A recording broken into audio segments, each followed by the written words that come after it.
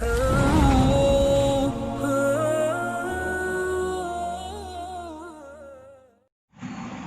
اللہ الرحمن الرحیم۔ خدا کے نیک بندوں کے جو اقوال علم و حکمت اور معرفت ہوتے ہیں، وہ چونکہ خدا کے قرآن اور احادیث رسول اللہ کا عطر اور نچوڑ ہوتے ہیں، ان کے اندر بڑی مقناطیسیت ہے، بڑی تاثیر ہے، اور زندگیوں کے بدلنے میں وہ بڑا نمایاں انقلاب پیدا کرتے ہیں۔ میرے ایک بہت محترم دوست ہیں، عالی جناب، بڑی ہی قابلیت اور مقبولیت کے حامل حضرت مولانا عبدالعزیز صاحب، جو اس وقت غالباً دبئی میں مقیم ہیں بفریضہ دینی خدمات کے سلسلے میں۔ ان کا ایک گروپ بھی ہے ہندوستان کے علماء، اس نام سے ہندوستانی علماء کرام۔ میں بھی اس میں ایک ادنا فرد کی حیثیت سے جڑا ہوا ہوں۔ تو آج انہوں نے اپنے پرسنل پر مجھے ایک بات کہی، مولانا تقاریر آپ کی آ رہی ہیں بہت دلوں کو چھوتی ہوئی، لیکن کچھ باتیں سادے انداز میں اقوال علم و معرفت اور خدا کے نیک بندوں کی ایسی سنائیے جو ہم سب کے لیے، گروپ والوں کے لیے اور ملت کے لیے بڑی کارآمد ہو۔ مجھے ان کی بات بہت پسند آئی۔ میں نے آج تقریر نہیں، بزرگوں چند چیزیں بے سے ہی بے ترتیب لیکن اللہ کے نیک بندوں کی طرف منسوب ہیں، ہائے ہائے، ان کے اندر بڑی تاثیر ہے۔ حضرت اقدس حضرت شاہ حکیم محمد اختر صاحب نور اللہ مرقدہ فرماتے تھے، خدا کا دین بڑا آسان ہے۔ یہ یاد رکھیے، اللہ تعالی ہمارے مزاج کے اور ہماری طبیعت کے خالق ہیں۔ وہ جانتے ہیں کہ میرے بندے کمزور ہیں، خلق الانسان ضعیفا۔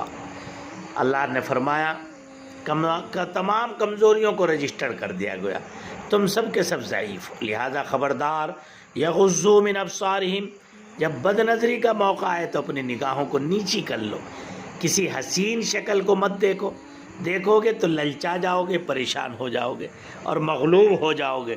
قرآن نازل ہوا، جبریل علیہ السلام تشریف لا رہے ہیں، ایسے ایسے صحابی ہیں وہاں جنہوں نے دو دفعہ جبریل علیہ السلام کو دیکھا۔ حضرت عمر نے اپنی آنکھوں سے دیکھا رضی اللہ عنہ۔ امام ترمذی رحمۃ اللہ علیہ نے حدیث نقل کی کہ حضرت عبداللہ ابن عباس نے رضی اللہ عنہما 2 دفعہ جبریل علیہ السلام کو دیکھا۔ ایسے ایسے جلیل القدر صحابہ ہے، لیکن آئے ہے اللہ کے دین کی کیا عظمت ہے۔ خدا کا قرآن اترا، وَإِذَا سَأَلْتُمُوهُنَّ مَتَاعًا فَاسْأَلُوهُنَّ مِنْ وَرَاءِ حِجَابٍ۔ اے اصحاب رسول، اگر اپنی ماؤں یعنی نبی کے ازواج سے، نبی کے گھر والوں سے کوئی چیز مانگا کرو، پردے کے پیچھے سے مانگا کرو۔ آئے ہے جن کے گھر میں جبریل آ رہے ہیں، جن کے گھر میں قرآن اتر رہا ہے، کیا ان کے دل صاف نہیں تھے؟ لیکن اصول ہے۔ لوگ کہتے ہیں نا آج مولویوں نے پردے کو مشکل بنا رکھا ہے۔ ارے مولویوں نے مشکل نہیں بنایا، مولوی مسئلہ بناتا نہیں ہے، بتاتا ہے۔ حضرت اقدس اشرف العلماء حضرت تھانوی رحمۃ اللہ علیہ فرماتے تھے کہ لوگ سمجھتے ہیں مولوی مسئلہ بناتا ہے، حالانکہ مولوی مسئلہ بناتا نہیں ہے، بتاتا ہے قرآن و حدیث کی روشنی میں۔ حکیم الامت رحمۃ اللہ علیہ کے مجاز خلیفہ خواجہ صاحب رحمۃ اللہ علیہ فرماتے ہیں، خدا کا راستہ بالکل آسان ہے، بس شرط یہ ہے کہ تم اللہ کے بتائے ہوئے طریقوں پر اور اپنے مشائخ کے ارشادات پر عمل کرو۔ تاثیر قلوب اولیاء میں یہ تمام باتیں مذکور ہیں۔ ایک بات یہ کہتا ہوں بھائی، جھوٹ کبھی عزت نہیں پاتا، چاہے اس کی پیشانی پر چاند نمودار ہو جائے۔ سچ کبھی ذلیل نہیں ہوتا، چاہے سارا زمانہ اس پر قہقہے لگائے۔ ایک خاص نصیحت کرتا ہوں، اس وقت میں بکھریے مت، ٹوٹیے مت، اپنوں سے جڑیے، اپنی شیرازہ بندی کو مستمع کیجیے۔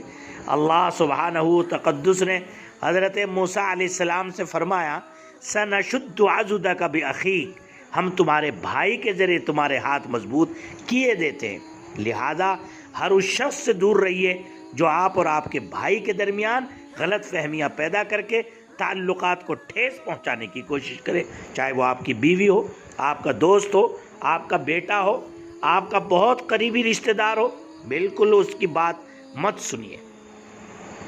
اور بھائی ایک بات یہ ذہن میں آئی کہ مولوی ہونا کوئی خوشی کی بات نہیں، دیندار ہونا خوشی کی بات ہے۔ اور علماء کا ہمیشہ اگر اعتدال کی حالت میں رہیں گے تو اچھا رہے گا۔ جس قوم اور جس مذہب کے علماء بہت امیر ہو گئے اور ان کی توجہ دین سے، اعمال سے، اصلاح سے، اخلاص سے ہٹ گئی، خدا کی قسم وہ مذہب برباد ہو گیا۔ آج بڑا فتنوں کا دور ہے۔ یاد رکھیے 90 نسخہ حضرت سیدنا عقبہ ابن عامر رضی اللہ عنہ فرماتے ہیں کہ میں رسول پاک کی خدمت میں حاضر ہوا اور عرض کیا، اے اللہ کے رسول، نجات کا راستہ کیا ہے؟ آپ نے ارشاد فرمایا، یاد رکھو، سنو ان باتوں کو اور اللہ کے بندوں تک پہنچاؤ، اپنی زبان کو قابو میں رکھو۔ نمبر 2، چاہے تمہارا گھر تمہارے لیے کشادہ ہو، چاہیے کہ تمہارا گھر تمہارے لیے کشادہ ہو۔ نمبر 3، اپنی غلطیوں پر آنسو بہاؤ۔ گھر کشادہ ہونے کا مطلب یعنی تم زیادہ یا تو اپنے گھر رہو یا اپنے کاروبار اور اپنی مشغولی میں رہو۔ 3، اپنی غلطیوں پر آنسو بہاؤ۔ حضرت عقبہ ابن عامر نے مطلق نجات کے بارے میں سوال کیا تھا، اس میں دنیاوی نقصانات، پریشانیاں، پشیمانیاں، سب سے نجات شامل ہے۔ تو آپ نے فرمایا، زبان کو قابو میں رکھو، گھر کو تنگ محسوس نہ کرو، بلا ضرورت گھر سے باہر نہ نکلو، جو کچھ غلطیاں ہو جائے اللہ کے سامنے آنسو بہا کر ان کی معافی طلب کر لو، انشاءاللہ دونوں جہان میں کامیابی ملے گی۔ آج ہر آدمی پریشان ہے انجام سے، اور ہونا بھی چاہیے۔ انجام ہی سب سے بڑی چیز ہے کہ ہمارا آخر کیسا ہوتا ہے۔ خاتمہ بالخیر کا ایک عجیب نسخہ بتاتا ہوں۔ امام ترمذی رحمۃ اللہ علیہ فرماتے ہیں، میں نے جناب الہی کو یعنی اللہ کے نور کو خواب میں دیکھا۔ میں نے عرض کیا، حق تعالی مجھے ایسی چیز کا علم فرما دیجئے کہ میرا ایمان باقی رہے۔ حق تعالی نے فرمایا، تم فجر کی سنت اور فرض کے درمیان یہ دعا پڑھا کرو، یا حی یا قیوم یا ذا الجلال والاکرام اسألک ان تحیی قلبی بنور معرفتک دائما ابدا، یا اللہ یا اللہ یا اللہ، یا بدیع السماوات والارض و یا محیی الموتى۔ پڑھا کرو، خاتمہ بالخیر کی دولت لازماً نصیب ہوگی۔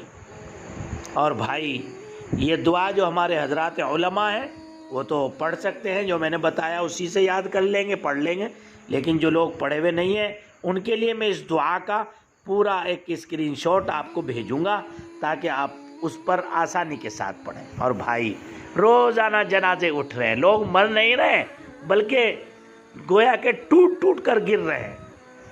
جب کسی جنازے کے پیچھے چلا کرو نا تو عبرت کے ساتھ چلا کرو۔ کیوں؟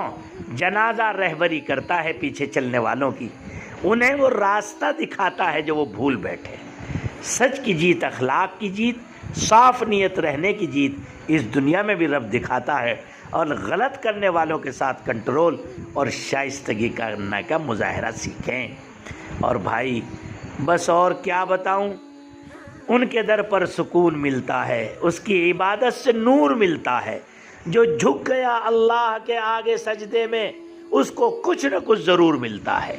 عبادت کا اہتمام کیجئے، اللہ کے وعدوں پر یقین کامل کے ساتھ عبادت کا اہتمام، آپس میں شیرازہ بندی کو مجتمع کیجئے اور کچھ کرنے کی فکر کیجئے۔